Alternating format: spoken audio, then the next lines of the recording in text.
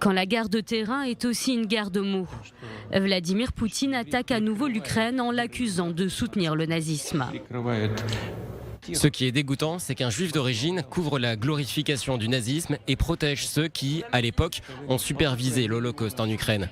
Quelques 1,5 million de personnes ont été tuées. Les citoyens israéliens ordinaires sont ceux qui le comprennent le mieux. Il suffit de regarder ce qu'ils disent sur Internet. Une déclaration forte dont le but est clair, justifier la guerre russe en Ukraine. Et le président Poutine va plus loin.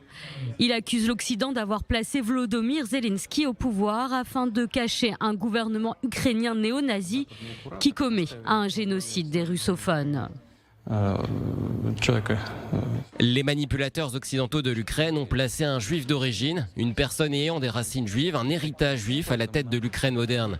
Ce faisant, à mon avis, il couvre l'essence inhumaine de l'État ukrainien actuel, les fondations sur lesquelles il est construit. C'est ce qui rend la situation tout à fait dégoûtante. Kiev n'a pas tardé à réagir en accusant le Kremlin d'antisémitisme. Une autre expression de l'antisémitisme profondément enracinée des élites russes.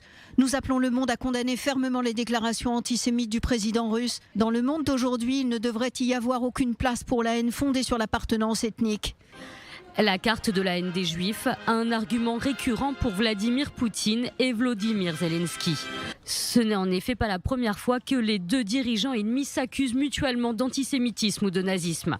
Il y a 3 mois, lors du Forum économique à Saint-Pétersbourg, le président russe avait qualifié son homologue ukrainien de honte pour les Juifs. Il y a 1 an, c'est le ministre russe des Affaires étrangères, Sergueï Lavrov, qui s'était pris aux racines juives de Volodymyr Zelensky en le comparant à Adolf Hitler.